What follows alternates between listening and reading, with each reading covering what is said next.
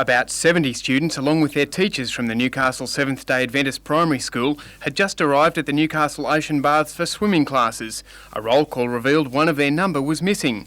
When the 5-year-old boy, described as a reluctant swimmer, could not be found, the police were called in.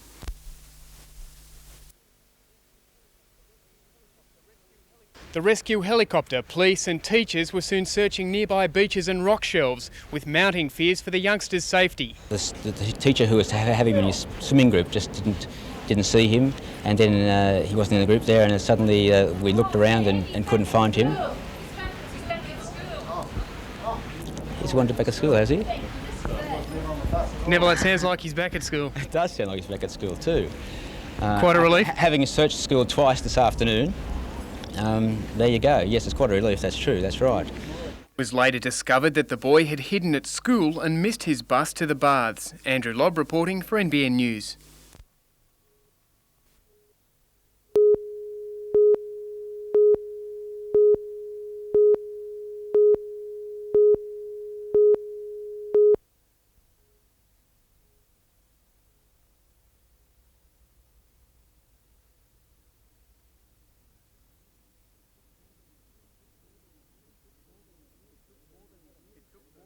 It took more than a year for the first colonists to send or receive word from England. Settlers eager for news stampeded ships as they arrived at the dock. In the gold rush days, clipper ship companies boasted a 68-day passage to Australia. Communications have vastly improved since then.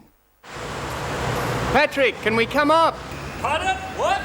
Can we come up and have a look at the exhibition? Certainly, Andrew. Come in. In 1934, a phone call to England cost a week's wages. Static made calls inaudible in the 60s, and in the 70s it was necessary to book an overseas line. Now an international call is as easy as phoning your next-door neighbour and costs about $2 a minute. The history of the nation's communication development is on show in the Settlement to Satellite exhibition.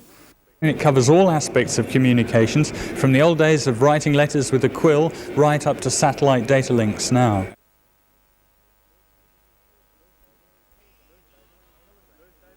The first overland telegraph, Morse code, crystal and valve sets, cablegrams, aviation and the wireless were all forerunners to the satellite, microwave and optic fibre technology of today. Access to global information is placed at the fingertips of visitors.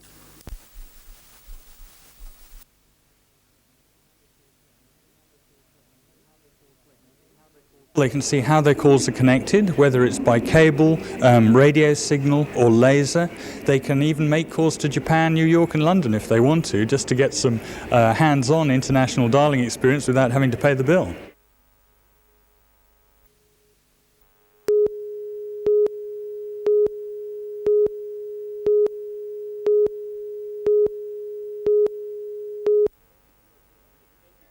With extensive European experience, the Flying Dutchman was going to be the answer to the Breakers' prayers for a fully fledged striker. However, that all fell into a heap 7 minutes into his first game against Preston, a cruel calf muscle injury that hasn't responded. The 1 month trial period for Esses is well up and the club is faced with a tough decision: send him home or hope he recovers. We're going to assess Pierre through the reports of 2 physios and 1 specialist. That will be done in the next couple of days. Once that's done, we will then make that decision with regards to Pierre and Pierre as the player for the rest of the season. And with only 8 games to go, Stow will rely on the youngsters who perform well against the Socceroos and the established players, but will take steps to personally supervise the recruitment of imports. Dave Maguire and I are already considering going to Europe in April to look at a few players that are already being talked to over there, so we can assess them ourselves, see them in 2 or 3 games, talk to them to view what type of a person they are both on and off the field, and then make our decisions from that. But we've got to do this first hand. Many Aussie players are now chasing the big bucks on offer overseas, and according to Stow, it is imperative that the ASF retain the 3 import rule. And with so many players going overseas now to seek their fame and fortune, we really haven't got the development in place to the level that will replace those going overseas. So we've got to obviously look at imports ourselves. And tomorrow night, the Breakers have a chance to prove their form against the Socceroos was no fluke when they take on Melita Eagles at Mitre 10 Stadium.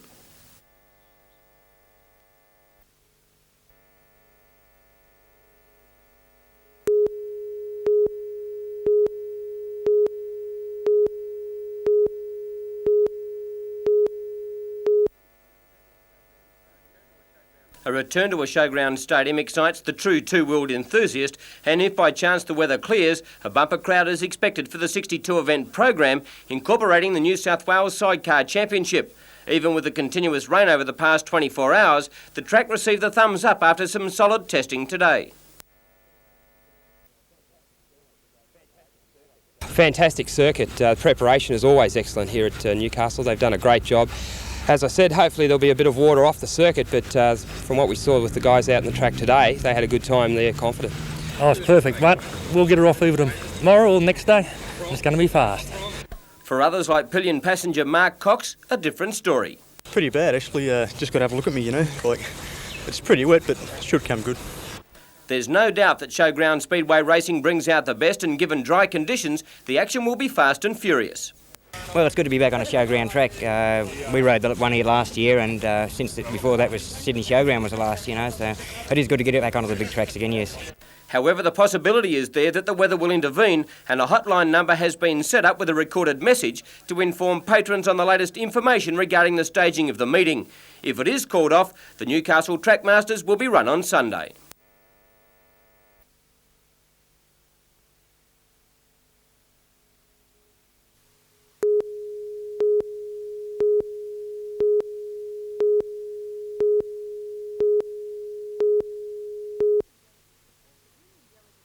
Union delegates reported to members on the events of last week's meeting with the Harbour Port Authority. In Newcastle, unions refused to accept the authority's proposal to sack 30-odd maintenance employees, or 40% of the current staff. Well, we think it's part of a hidden agenda that to reduce the workforce to 36 or 38, we believe will make it an ineffective workforce. Mr Barrick believes the plan has a hidden agenda. We simply believe the ultimate objective is to get rid of all those maintenance workers and let that work go subcontract. Initially, the proposed redundancy package was scheduled to be in place by mid-February. It entails voluntary early retirement packages in the first instance, followed by forced redundancies. The workers intend to fight this and have organised a meeting for next Wednesday where they'll plan their strategy for industrial action. I think it would be a variety of actions, possibly demonstrations, rolling stoppages, disruption to the shipping within the port. The Harbour Port Authority says it's open to discussion. Should the unions come up with a counter-proposal to our original document, we'd be happy to bring forward the proposed March 3rd meeting and meet with them to discuss any issues. Unions say the workers are willing to meet the authorities for discussions on improving efficiency, but job cuts are out of the question. Discussions between the two bodies are expected to intensify within the next few weeks when the authority's managing director returns from annual leave. Catherine Lamond, NBN News.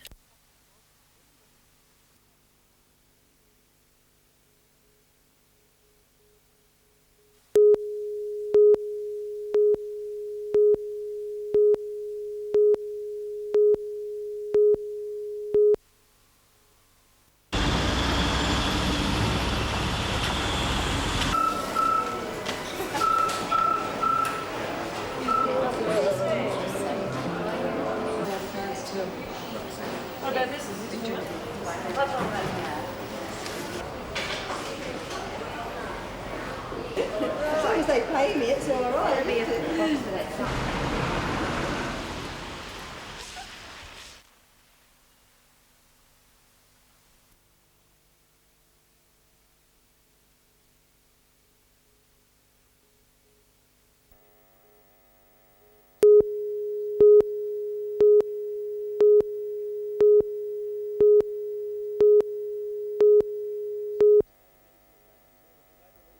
It was a day to leave your bat and ball in the cupboard. Instead, flippers were more appropriate.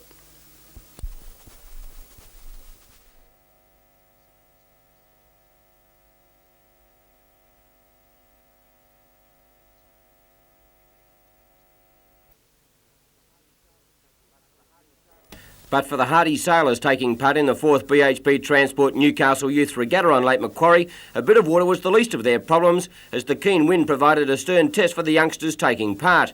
A fleet of around 90 sabos took to the lake, competing in 2 divisions this year: seniors and juniors under 16 years of age, and open class for those under 18. The regatta is to be sailed over 3 heats, with the winning Lake Macquarie club picking up the magnificent Iron Sturt, a brand new fully rigged sabo. Crews from Sydney, Gosford, Taree, Torres and local boats comprised the fleet.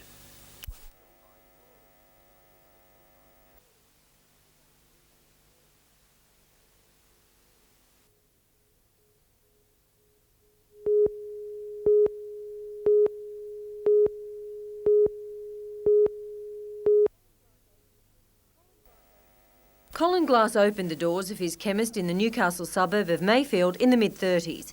Since then, he's served endless doses of medication and wisdom to generations of customers, many of them calling him father first, pharmacist second. Today it was time for them to show Colin their appreciation.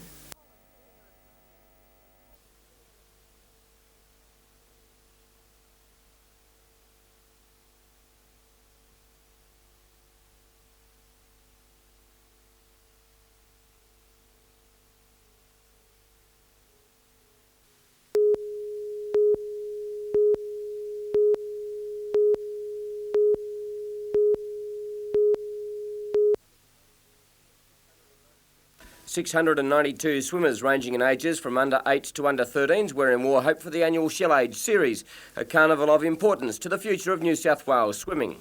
Well, the Shell Age is a series where each district runs events.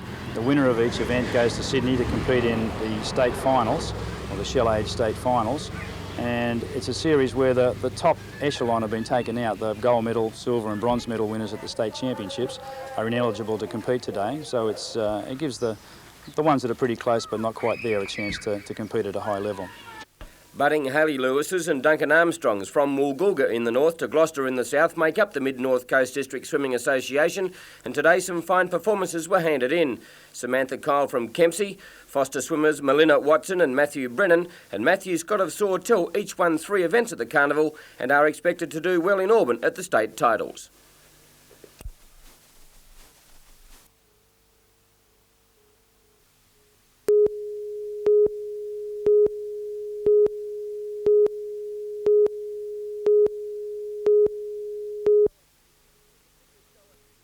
The figures show a huge increase in the number of people waiting for elective surgery.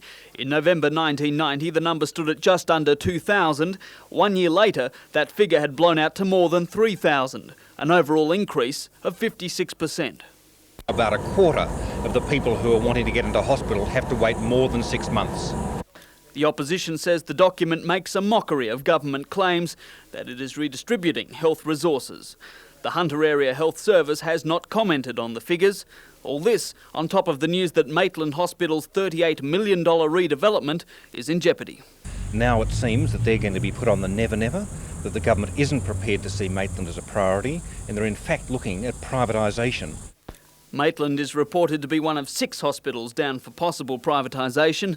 The government will neither confirm nor deny it.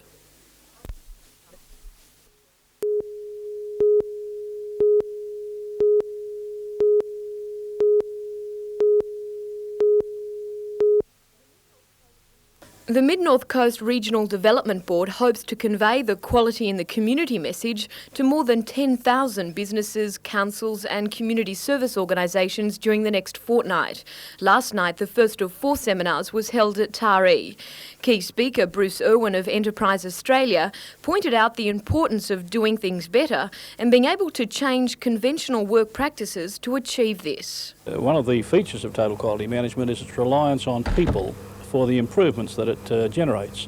Involving people in solving problems and improving processes is one of the great pluses out of the whole deal, because we find that when we give people tools to work at the things that they've been doing for some time, they can accomplish remarkable improvements.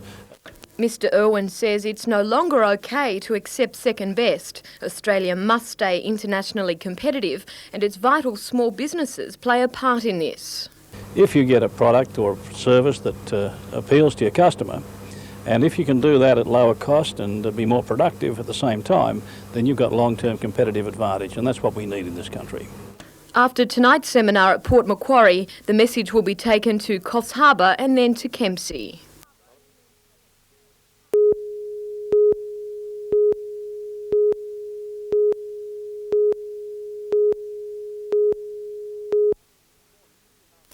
This morning, Newcastle Harbour was an even bigger mess.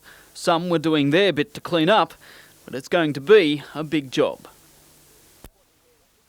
The Aquatic Air Seaplane service, out of action altogether yesterday, is now putting down on Lake Macquarie at Belmont. Fishing guys, park rangers, say a week by the time everything is out. Beaches are just a tangle of driftwood, carcasses float just offshore. Newcastle Council says the beaches will be cleared of debris. Anthony Griffiths, NBN News.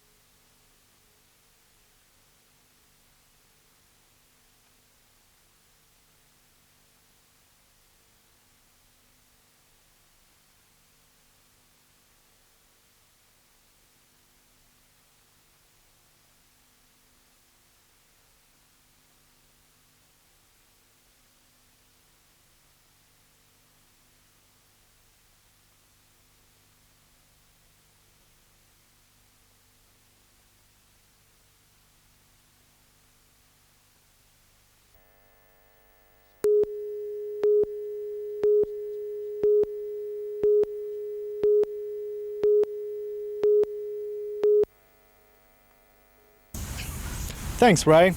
Well, it's just over a week ago since the Hunter public was told that the long-running dispute over who owns and controls the region's rescue helicopter service was all but over. At that time, the Attorney General's Department announced it had been settled out of court after negotiations between the government, the Hunter Board and citizens pushing for local control of the service. Well, it seems as though after late this afternoon, the dispute is set to flare up again. Alderman Geddes held a media conference to counter claims by the chairman of the Hunter Board, Scott Derwin, that control of assets of the Hunter Service have never left this region. Alderman Geddes says Document A is in relation to the chairman of the Hunter Board, Scott Derwin, claiming that control of the assets of this region's service never left the Hunter. Well, Alderman Geddes says this document shows that's just not so. He says Hunter donations, including receipts for Housey games, all went to Sydney to SLSA Helicopters Proprietary Limited. Document C is in relation to the $3.25 million mortgage put on the Angel One chopper. Alderman Geddes says this document shows that the mortgage was placed so that it could benefit services in other areas, particularly Lismore. And the final document in question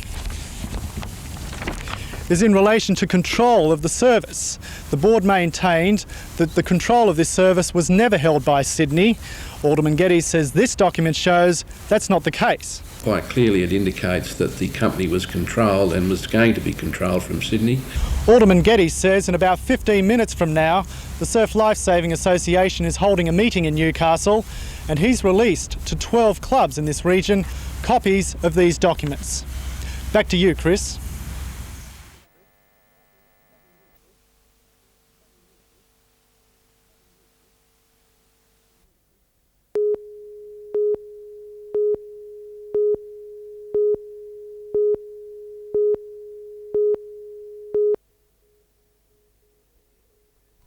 The SES predicts that the Namoi will peak at Narrabri early tomorrow morning. The local caravan park has already been evacuated. Further downstream, the road between Narrabri and Wee Waa is cut at the Glencoe Channel. The SES is predicting a flood peak of 7.3 metres at Wee Waa at about midday Friday. The town is likely to be isolated. Properties in the district are also preparing to be isolated for some time. Elsewhere at Corindai, fears of a major flash flood weren't realised despite a flood alert overnight after a storm dumped 175 millimetres in half an hour. Some low-lying roads are cut and heavy machinery is clearing piles of debris washed downstream. On the coast at Coffs Harbour, more than 125 millimetres of rain was dumped on the city in just 90 minutes. Shops and businesses in the city centre were water damaged and the village caravan park also went under. More downfalls are expected later this evening. The SES remains on full alert.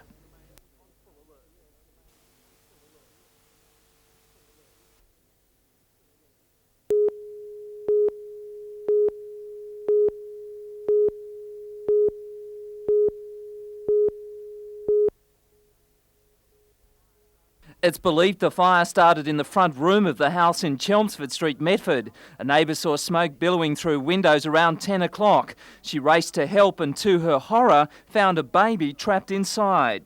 A little child there at the window peeping out. It was incredible. It was fear that child was there by itself, you know. But the baby girl was not alone, as Frida found out as she busted into the burning house. I broke the screen door trying to get into it, and there was 2 other young lasses in there, and they apparently just woke up. They were fumbling to try and find the keys to open the screen door.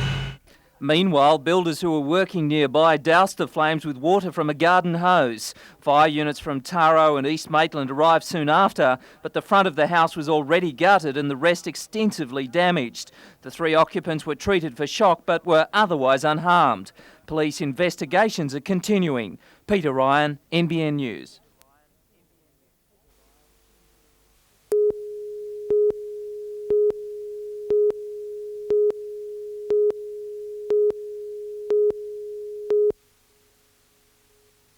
A group of 52 staff and third-year geography students from the University of Newcastle left for Tasmania last Friday. Splitting into groups, they set out to hike through the rugged Cradle Mountain Reserve to Lake St Clair. The groups, carrying provisions for the week-long trek, plan to camp in tents and huts along the way. Field trips are conducted regularly by the university's Professor Cahoon. The professor in charge would probably know more about the area than any man alive. He used to teach at the University of Tasmania and has written extensively about this part of Tasmania and the mountains. Yesterday afternoon, one of the students fell to his death at the remote Boulder Falls. Word did not reach authorities until late last night. A fellow from one of the other groups came and alerted us at Windy Ridge Hut. We then ran down to Narcissus Hut to alert the rangers and other emergency services which could come to the aid. Rain and wind hampered recovery efforts, but a break in the weather at first light enabled emergency crews to be flown to the scene. The student's body has been airlifted to Hobart.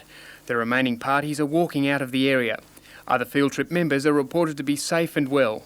By 3rd year, students know each other pretty well, and I think this would be a great shock to them. It's certainly a shock to us here. But for the students and the staff who are actually on the trip, they would know the people involved, and it'd come as quite a shock, quite a sad shock.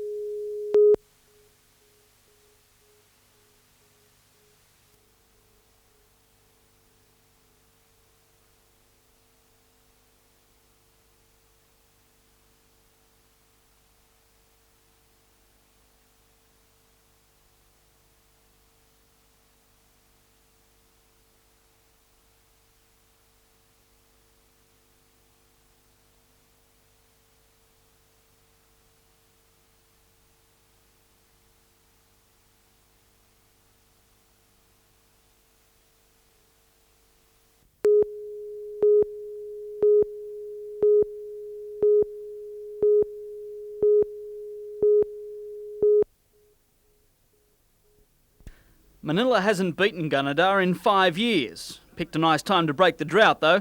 The losses left Gunnedah out of the running. In the other final, Narrabri too good for Tamworth. The final will still be played at Gunnedah's Kitchener Oval.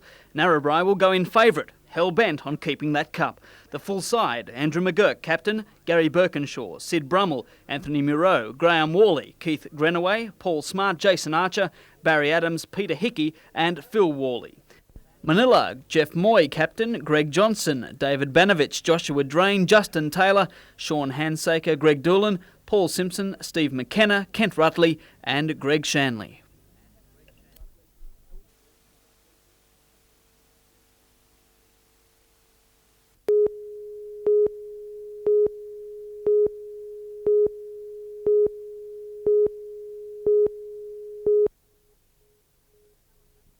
Meet Alan McIntosh, defending champion.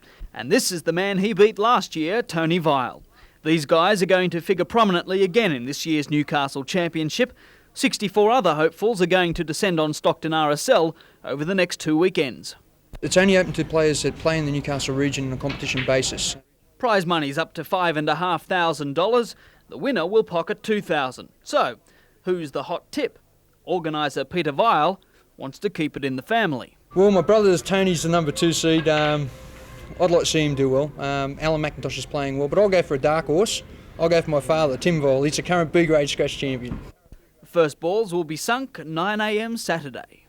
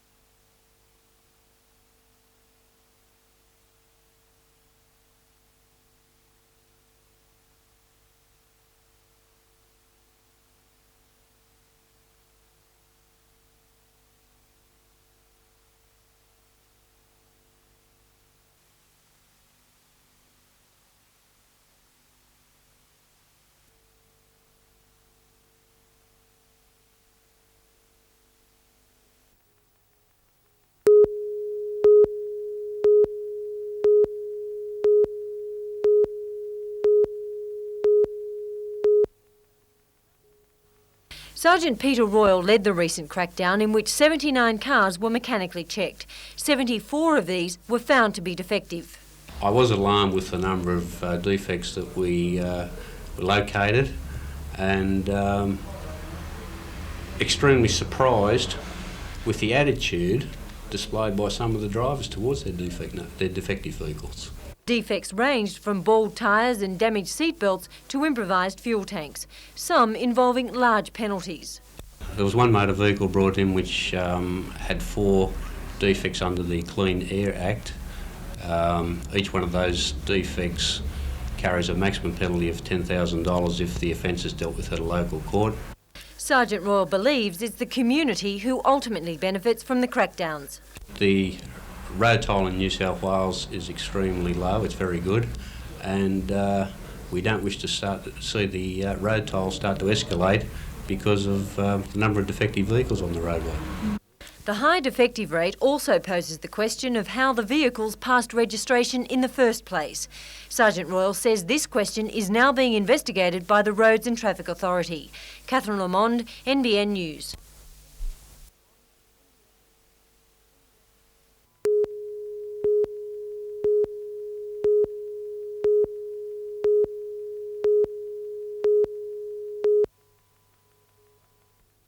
Health Administrator Dr Tim Smythe visited the Wallsend battleground today, but 6 months after it was announced the hospital would close, many supporters remain angry. What hospital do you want me to close? We don't want you to close any. Barbara? Dr Smythe asked them to release the rest of the equipment for use at other hospitals in the Hunter. We have decided there will be no equipment leave and the picket line remains until a public hospital of some description is put on here with surgery. The United Mine Workers says it will support the picket line until the future of the hospital is determined. Meanwhile, Dr Smythe has prepared a progress report for Health Minister Ron Phillips. Dr Smythe estimates that the area was facing a budget overrun of $35 to $40 million if nothing was done. However, the former boss of the service, Dr Owen James, disputes the accuracy of these figures. He believes that if the rescue package he and the board offered to the minister last July had been adopted, the area would only be $5 million over budget this financial year, and Wallsend Hospital would still be open. Jane Anderson, NBN News.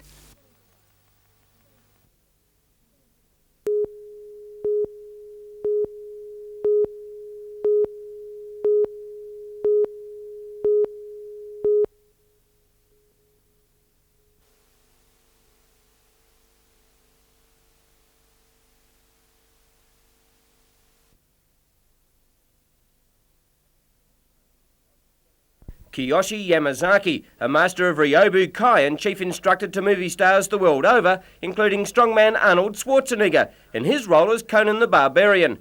No such thing as slaying dragons and baddies in cops the past couple of days, as Yamazaki was passing on his fountain of knowledge to pupils from 3 different martial arts schools in the city. Switch up, then kill it. Then jibri. See? Don't you look, if you touch here, you can adjust it. Then after visiting the Koshi Do school yesterday, it was the turn of 4 students of the Mark Passmore School of Kensi Khan who were fated with Yamazaki's unique skills, learning as many techniques of the samurai sword as possible before the master heads for Queensland and the Australian Karate Academy.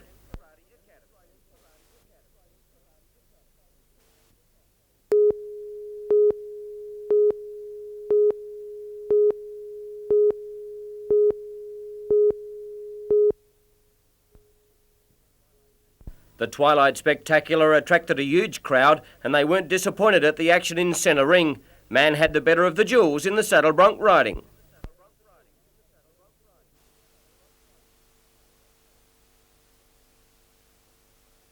The little calves fought back in the breakaway roping event with a couple of cowboys catching nothing but fresh air. It was up to Greg Fruin to show how it is supposed to be done, his performance brilliant.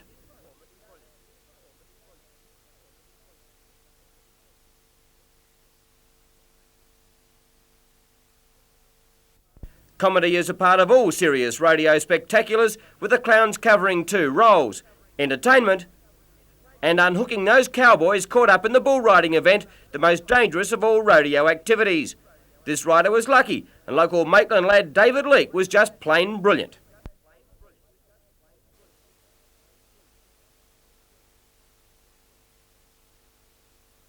A few bruises, plenty of bumps, but they'll be back next year.